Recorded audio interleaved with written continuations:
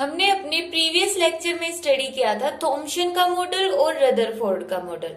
वहां पे जो हमने रदरफोर्ड मॉडल हमने पढ़ा था, तो रदरफोर्ड ने स्पेशली क्या बात बताई थी कि एक एटम के अंदर न्यूक्लियस प्रेजेंट होता है। एक एटम में न्यूक्लियस प्रेजेंट होगा जहां पर पूरे एटम का होल मास और होल चार्ज कंसंट्रेटेड होगा उस छोटी सी पोर्शन के अंदर, जिसको हमने नाम, इसने रदरफोर्ड ने नाम दे दिया था न्यूक्लियस। अब क्वेश्चन ये अराइज हुआ कि चलो ठीक है, ये तो हो गया न्यूक्लियस। अब न्यूक्लियस का साइज कैसा होगा, कि उसकी रेडियस कितनी होगी, कितनी बड़ी उसकी रेडियस होगी। तो यहाँ पे रेडियस को कैलकुलेट करने के लिए रदरफोर्ड ने इस कॉन्सेप्ट का यूज किया, जिसको हम नाम देते हैं डिस्टेंस ऑफ क्लोजेस्ट अप्रोच। अब डिस्टेंस ऑफ क्लोजेस्ट अप्रोच, इसके नाम से ही पता चल रहा है। देखो, डिस्टेंस का मतलब तो यही हो गया कि वो डिस्टेंस, और क्लोजेस्ट अप्रोच, क्लोजेस्ट मतलब जितना नजदीक उसने अप्रोच किया है वो डिस्टेंस। तो यहाँ पे इसकी डेफिनेशन क्या होगी, द मिनिमम डिस्टेंस, वो कम से कम distance from the nucleus, nucleus से वो कम से कम distance up to which an energetic alpha particle traveling directly toward the nucleus, कि जो अल्फा पार्टिकल है वो न्यूक्लियस की तरफ ट्रेवल कर रहा है, तो वो कम से कम डिस्टेंस जहां तक जो अल्फा पार्टिकल है वो बिल्कुल स्ट्रेट इसकी तरफ गया, डायरेक्टली टुवर्ड द न्यूक्लियस। अब जहां तक ये सीधा जा सकता है वहां तक की डिस्टेंस, यहां से अब न्यूक्लियस से कितना पाथ बच गया, इसको न्यूक्लियस से जैसे कोलिजन करने से पहले इसको ये वाली डिस्टेंस और कवर करनी पड़ेगी, तभी ये कोलिजन कर सकता है। बट यहाँ पे क्या होगा, ये पार्टिकल अब अल्फा पर +2e चार्ज है, और जो ये रदरफोर्ड ने न्यूक्लियस लिया था वो लिया था गोल्ड का न्यूक्लियस, जिसका एटॉमिक नंबर कितना होता है 79। तो यहाँ पर कितना चार्ज हो गया न्यूक्लियस के ऊपर, +79e। तो यहाँ पर इन दोनों में क्या होगी, रिपल्शन होगी। तो ये बिल्कुल टच करेंगे ही नहीं, बिल्कुल नजदीक आके ये वापिस से अपने पाथ को रिट्रेस कर लेगा, मतलब वापिस से अपने पाथ पर चला जाएगा। तो हम यहाँ पे ये मिनिमम डिस्टेंस का मतलब यही है, ये वाली इन दोनों के बीच की इस मिनिमम डिस्टेंस को फ्रॉम द न्यूक्लियस, न्यूक्लियस से वो मिनिमम डिस्टेंस जहां से अल्फा पार्टिकल वापस ट्रेवल कर गया है, उसको हम क्या बोलते हैं, डिस्टेंस ऑफ क्लोजेस्ट अप्रोच। इस मिनिमम डिस्टेंस को ही हम क्या बोलेंगे, डिस्टेंस ऑफ क्लोजेस्ट अप्रोच। और यही क्या बनेगी बाद में, साइज ऑफ न्यूक्लियस। और इसी कॉन्सेप्ट का हमने यूज किया साइज ऑफ न्यूक्लियस कैलकुलेट करने में। अब साइज ऑफ न्यूक्लियस हम इसकी हेल्प से कैसे कैलकुलेट करेंगे, ये न्यूक्लियस होगा, इस न्यूक्लियस का हमने यहाँ पे सेंटर कंसीडर कर लिया। देखो सेंटर हो गया, और ये इसकी क्या होगी, न्यूक्लियस की रेडियस। अब हमने डायग्राम के अंदर इसमें समझाने के लिए इस डिस्टेंस को काफी दूर दिखा दिया है, बट एक्चुअल में ये जो डिस्टेंस होगी बिल्कुल इसके नजदीक होगी। तो हम इस डिस्टेंस को न्यूक्लियस के सेंटर से यहां तक की डिस्टेंस को हम रिप्रेजेंट करते हैं r0 से, जो रेडियस ऑफ न्यूक्लियस के लगभग इक्वल ही है, बिल्कुल माइनर सा डिफरेंस होगा। तो ये क्या हो गई, r0 को ही हमने क्या बोल दिया है फिर, radius of nucleus, radius of nucleus. क्यों, क्योंकि न्यूक्लियस के सेंटर से बिल्कुल नजदीक है, जितनी उसकी रेडियस है ना उतनी ही डिस्टेंस लगभग इसकी है। तो यहाँ पे हमने r0 को ही रेडियस ऑफ न्यूक्लियस माना है। अब यहाँ पे हम r0 की वैल्यू कैसे कैलकुलेट करेंगे, कि r0 है वो, इसका फॉर्मूला क्या होगा, कैसे हम किसी भी एटम की रेडियस निकाल सकते, किसी भी एटम के न्यूक्लियस की रेडियस हम कैसे कैलकुलेट करेंगे।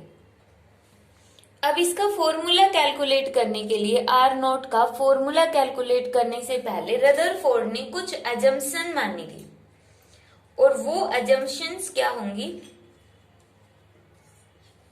सबसे फर्स्ट अजम्पशन तो थी कि जो एटॉमिक न्यूक्लियस होता है वो इतना हैवी होगा कि अल्फा पार्टिकल तो ये अपना पाथ रिट्रेस कर गया रिपल्सन की वजह से। अब इन दोनों चीजों में अगर रिपल्शन होगी तो इसका मतलब अगर ये दूर जा रहा है तो थोड़ा बहुत इफेक्ट तो इसके ऊपर भी पड़ना चाहिए, क्योंकि रिपेल तो दोनों ही करेंगे ना, दोनों पॉजिटिव चार्ज है। तो रदरफोर्ड ने एज्यूम किया कि जो न्यूक्लियस होता है वो इतना हैवी होता है, इतना भारी होता है कि ये खुद मूव ही नहीं करेगा। रिपल्शन की वजह से अल्फा पार्टिकल तो अपना पाथ है वो रिट्रेस कर गया, बैकवर्ड डायरेक्शन में वापस चला गया, रिट्रेस कर लिया। बट न्यूक्लियस इतना हैवी है कि यह अपनी जगह से हिला भी नहीं। तो ये इसकी फर्स्ट एजम्पशन थी। तो सेकंड एजम्पशन थी कि जो अल्फा पार्टिकल होता है और न्यूक्लियस होता है दोनों के दोनों पॉइंट साइज के हैं, मींस जिनका कोई डायमेंशन ही नहीं है, इतने स्मॉल है ये दोनों के दोनों। अल्फा पार्टिकल जो आ रहा है यहाँ से और जो न्यूक्लियस है वो पॉइंट साइज के हैं। ये इसकी सेकंड एजम्पशन थी। थर्ड एजम्पशन है कि scattering is due to elastic collision between nucleus and alpha particle, कि जो ये अल्फा पार्टिकल, जैसे हमने अपने प्रीवियस टॉपिक में पढ़ा था कि अल्फा पार्टिकल या तो अपना पाथ रिट्रेस कर लेगा या बिल्कुल स्ट्रेट चला जाएगा इस तरह से, या उसके अंदर थोड़ी सी डिफ्लेक्शन होगी अपने पाथ से, या उसके अंदर 90 डिग्री से भी ज्यादा की डिफ्लेक्शन होगी, और या बिल्कुल ही 180 डिग्री पर डिफ्लेक्शन होगी। तो ये सारे के सारे इन्होंने क्या बोलते हैं, ये इलास्टिक कोलिजन का कॉन्सेप्ट फॉलो करते हैं।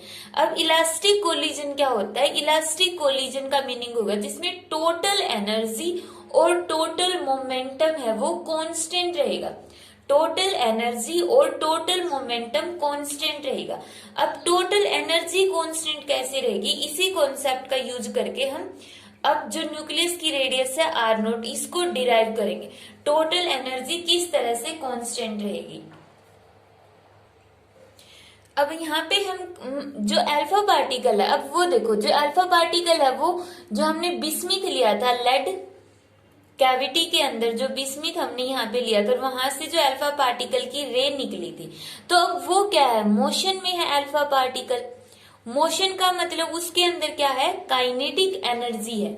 अब अल्फा पार्टिकल में जब यहां से मूव कर रहा है तो उसके पास बहुत ही लार्ज अमाउंट में काइनेटिक एनर्जी है, बट यहां पर जाते ही इस पे बहुत ज्यादा हाई पॉजिटिव चार्ज है और अल्फा पर भी पॉजिटिव चार्ज है। तो ये दोनों के दोनों पॉजिटिव चार्ज एक दूसरे को क्या करेंगे, रिपेल करेंगे। तो अब रिपल्शन जहां पर होगी ना, जैसे हमने मैग्नेट का केस लेते हैं ना, तो दो मैग्नेट अगर दोनों सेम पोल के हैं तो वो इस तरह से यहाँ पर आके रुक जाएंगे। फिर अगर हम उसको जबरदस्ती मिलाने की कोशिश करेंगे तो क्या होगा, इस तरह से वो मूव करेंगे, इस तरह से जबरदस्ती इधर उधर जाना स्टार्ट कर देंगे और मिलेंगे नहीं जब तक हम उसके ऊपर बहुत ज्यादा लार्ज अमाउंट में फोर्स अप्लाई ना कर दे और उसको पकड़ के ना रखे। अगर पकड़ के रखा तब तो हम मिला सकते हैं नॉर्थ को भी।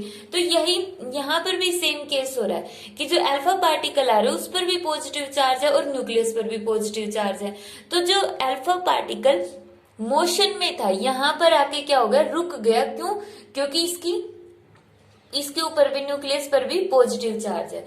और फिर बिल्कुल माइनर सेकंड में हम बोल सकते हैं, माइक्रो सेकंड्स में क्या होगा, वो वापिस से अपने सेम पाथ को बैकवर्ड साइड में रिट्रेस कर लेगा।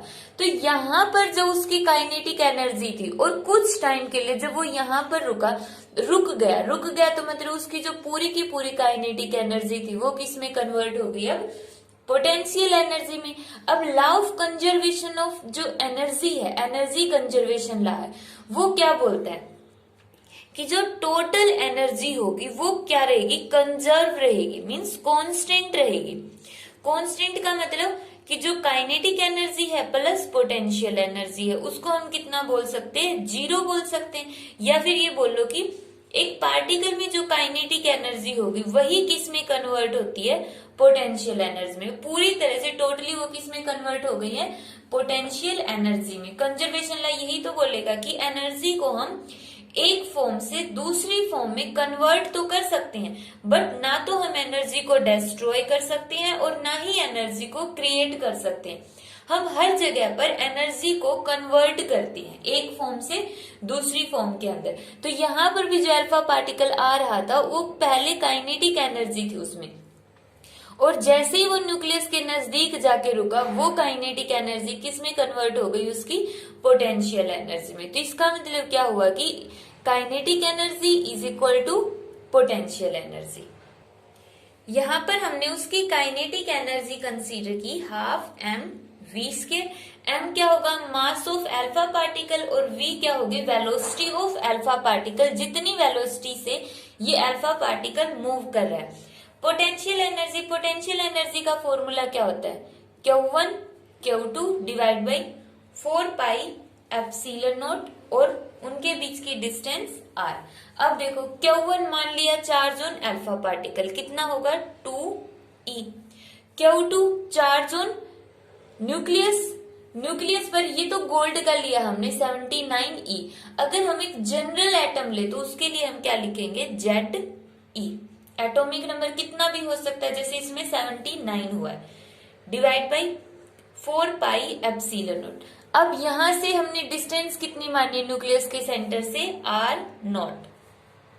तो यहां से r0 की वैल्यू कितनी आ गई, Ze 2e divide by 4 pi epsilon not. r0 को हम लेफ्ट साइड में ले गए और हाफ m v स्क्वायर को हमने कहां पर ले लिया है, राइट साइड में डिनोमिनेटर में। तो ये जो r0 आ गया, इस फॉर्मूले से ही हम न्यूक्लियस की रेडियस कैलकुलेट कर लेंगे कि कोई भी न्यूक्लियस, हमें किसी भी एटम के न्यूक्लियस की अगर रेडियस कैलकुलेट करनी है तो इन सारी वैल्यूज के अंदर हम पुट करके निकाल सकते हैं। ये रदरफोर्ड ने दिया था। अभी तो हमें न्यूक्लियस की वैल्यू, रेडियस की वैल्यू हमें पता होती है, अप्रोक्सीमेटली इतनी होती है 10⁻⁻15 मीटर। ठीक है। अब यहाँ पर रदरफोर्ड ने उस टाइम पे क्या किया था, r0 की वैल्यू इस फॉर्मूले से निकाली थी कि Z की वैल्यू पुट कर दी, इलेक्ट्रॉन का चार्ज हमें पता ही है, 4 पाई एप्सिलॉन नॉट की भी वैल्यू पता है, और जितनी काइनेटिक एनर्जी से जो अल्फा पार्टिकल आ रहा था उस काइनेटिक एनर्जी की वैल्यू यहाँ पे पुट कर दी। तो इस तरह से रदरफोर्ड ने रेडियस निकाल दी, किसकी, न्यूक्लियस की। अब यहाँ पर देखो, एक्चुअल में जो रेडियस होती न्यूक्लियस की, मान लो हम जो एक्चुअल वैल्यू है ना उसको रिप्रेजेंट कर लेते हैं, actual radius of nucleus is r। Actual radius तो ये वाली है ना, इसकी सरकमफ्रेंस तक की रेडियस ये वाली है r, इसको हमने मान लिया r, और हमने यहाँ पे मेजर कितनी की है, मेजर्ड वैल्यू हो गई r0। तो जब हम डायग्राम में देखते तो ये डायग्राम के अंदर देखो, यहाँ पर इतनी वैल्यू हमने एक्स्ट्रा ली, रेडियस है जो न्यूक्लियस की वो तो यहीं तक आ गई, यहाँ तक, और हमने वैल्यू ले ली रेडियस की इतनी। तो मीन्स जो r0 है वो क्या होगा, ग्रेटर होगा r से। जो न्यूक्लियस की रेडियस होगी वो कम होगी, जितनी हम इस फॉर्मूले से निकाल लेंगे ना, जितनी रेडियस आई, एक्चुअल में जो न्यूक्लियस की रेडियस है उससे कम आएगी, क्योंकि यहाँ पर जो अल्फा पार्टिकल उसकी पेरिफ्री को टच नहीं कर रहा है, सिर्फ उसके नजदीक पहुंचा है। तो जो ये मेथड है ना, ये हम बिल्कुल ये नहीं कहेंगे कि एक्यूरेट मेथड है, ये थोड़ा सा अप्रोक्सीमेशन मेथड हो गया, क्योंकि यहाँ पे जो उसकी वैल्यू हमने निकाली है न्यूक्लियस की रेडियस की, वो एक अप्रोक्सीमेट वैल्यू है। तो यहाँ पे साइज ऑफ न्यूक्लियस हमने कितना निकाल दिया, साइज ऑफ न्यूक्लियस r0, जिसकी वैल्यू अप्रोक्सीमेटली अब हमें पता है कितने, 10⁻⁻15 मीटर ये रेडियस है। और जो हम ये बोलते हैं ना area of nucleus, area of nucleus को हम मेजर करते हैं बैरन के अंदर। जैसे अगर कोई पूछता है कि बैरन क्या होता है, तो बैरन होती है, यूनिट होती है एरिया की, और किसके एरिया की, न्यूक्लियस के एरिया की। और 1 बैरन किसके इक्वल होगा, 10⁻⁻28 मीटर स्क्वायर। ये होगा एरिया ऑफ न्यूक्लियस। ठीक है, बैरन में मेजर करेंगे। अगर सिंपली ये पूछते हैं ना कि न्यूक्लियस का एरिया कितना होगा, अगर हम ये वैल्यू ना बता के सिंपल बोल दे 1 बैरन, तो भी एग्जैक्ट वैल्यू है ये। ठीक है, या तो 1 बैरन लिखो या 10⁻⁻28 मीटर स्क्वायर।